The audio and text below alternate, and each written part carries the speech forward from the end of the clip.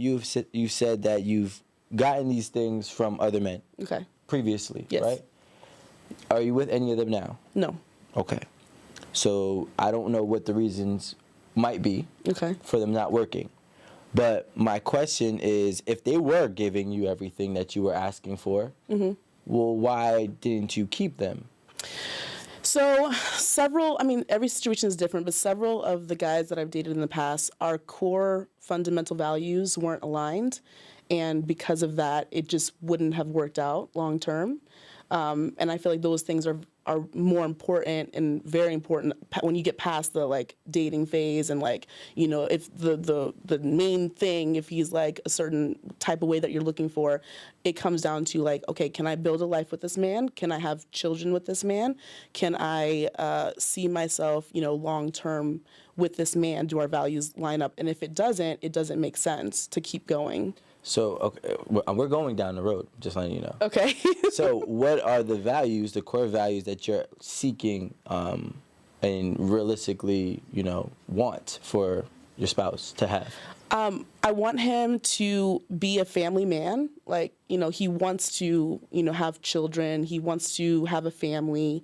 He has a relationship with God. He, you know, we vibe. Like, he makes me laugh, you know.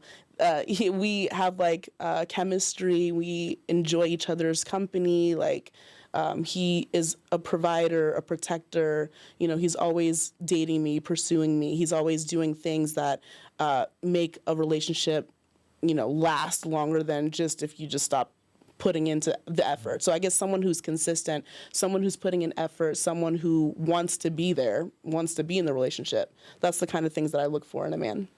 Okay, so it's all right. I'm going with my own theory. Boom. So now, this is what I'm hearing, and correct me if I'm wrong. We can discuss this too. This is where I think sometimes the delusion sets in, is when your core values is really what you want. Because you've had not you specifically, I'm just speaking in general, right? The core values is really what people are looking for to sustain a long-term relationship. But they're leading with the tangibles that are technically, you know, subjective. Because if I can possess all these tangible things, you know, take you on a trip or do whatever and take you to this restaurant, buy you clothes and pay for your hair and nails, but I don't align with God or I'm not a family man, then I still don't work for you. So I think what we got to do, and people who are in this spot, in this place where everyone is using the social media to kind of, you know, showcase who they are, is be more in depth with who you are, right? Because if I say, hey, you know what? I want a woman who is a good motherly woman for kids, and you know, she's family oriented, and you know, such and such. I think that limits the backlash, because I can't live with a girl who's not a family oriented woman, right? Okay. But I can date a girl who, you know, is a bad D. You know what I'm saying? Like, you know what I'm saying? But like she's only temporary, just as is the things that you're asking for the man. So now my question to you, to make it full circle, is, given that your dating history, if you had those things and it didn't work out, do you feel as if your expectations were in the wrong place? No. Okay. And I don't think so, because it's eventually the man that I end up with, the man that I marry, will be able to fulfill those requirements. So I feel like I'm wasting a man's time if he doesn't agree with it. Because I feel like you said my values are what I want. Yes, this is what I want. So a man who wants to date me and is, you know, and I let them know, because I'm very upfront, I'm very straightforward. I don't like to be, you know, deceitful or beat around the bush. Like, you know what you're getting, because I'm very out there with it, you know, because I don't want to waste his time and be disingenuous. I feel like I'm being my genuine self when I let you know, like, this is what I like and this is what I want. I think what happens is people try to set the bar high. right? They set the bar high to protect themselves, and they set the bar high because if I can at least get this, if this doesn't work out, I still got something out of it. But realistically, the bar being set high is really disregarding and dismissing what you need and trying to replace it with what you want. What do I need? What you need is a family man. What you need is all the reasons for why the guy who possessed all the tangible things gave you but didn't work out. Those missing elements are the actual necessities, because if he possessed those, I'm assuming he would probably still be here. Yes, you're right. And this is, exactly. It didn't work out because he wasn't that family man that I'm looking for.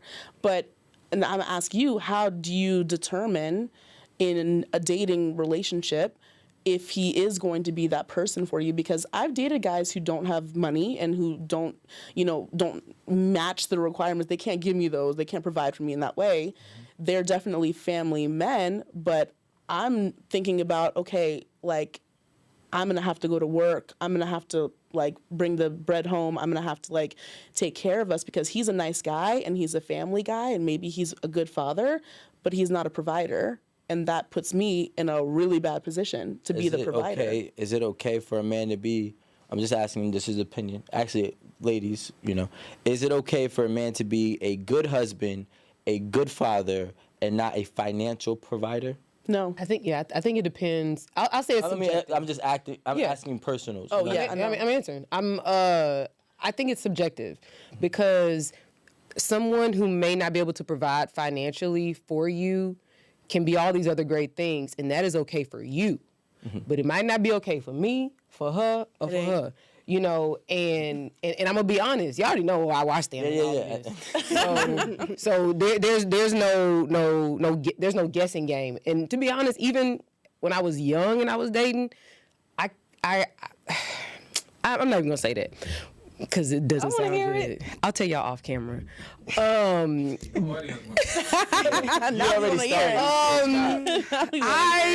gonna be honest. Like, if someone, if economics and like financial status or whatever, if that's important to me, I'm gonna be honest. I'm gonna limit who I talk to. And for some people, limiting like your options may not work for you, but it worked for me. And the only reason I limited my options because I already knew that I wasn't going to be comfortable in a situation where, somebody could treat me nice and be loving and caring and this and that, but you can't take me on a date. Nope. You can't put gas in my car. You can't, fly us somewhere, for an anniversary. These are, like, real talk, these are kind of basic things. Let's take the whole plane thing out of it. A date. Like, we talk about this, like, when you go to therapy or something, they'll say, have a date night. And let's just say that date night is at your house. But the lights cost, the gas cost, the water cost, the champagne cost, the cooking oil cost, the steak cost, everything. So you need money. And I really think it's, like, very, like, it's real bullshit that people act like money is not important. Yeah. Money is important. I don't think it's the money. It's when it's not about, and I agree. Listen, you need money regardless, especially here, right? Now, it's not about the money. It's about the expectations and the level and the amounts of money that you're requiring. See, that's when things become delusional. Because it's like, if you're requiring, for example, a $500 dinner twice a week, now you're spending $50,000 a year. That's kind of crazy. You came out nowhere with who's that? I mean, I'm sure a $500 dinner is. But here's the thing. Think about it. I've been to dinners. You've been to dinners, right? If we go to Ocean Prime, that bill is gonna cost $400. That's another $80 tip at least. Twice a week. But if you go on a Monday and a Friday. You go on a Friday and a Saturday. Maybe you don't go to dinner, but let's say you do something, right? It's still a lot, right? But some men can do that and not even bother them. But that's not the point that I'm making. The point is that I'm saying is, first and foremost, when you're starting to negotiate, right, expensive livings, you already put yourself in a very small percentile of men that you have available. Yes. Okay. Then you have to look at what is realistically your odds. Now, I'm just gonna be blunt. Please do. Then you have to consider how you look, right? And what those men are wanting. If those men in this area are wanting black women, then and you're a white woman, you might be asked out. You know what I'm saying? And vice versa. If they want a skinny woman or a thick woman, like now you have to really, really weigh out all of the variables for this small percentile. And then you have to be like, okay, I really have a 1 to 2% odds in this country.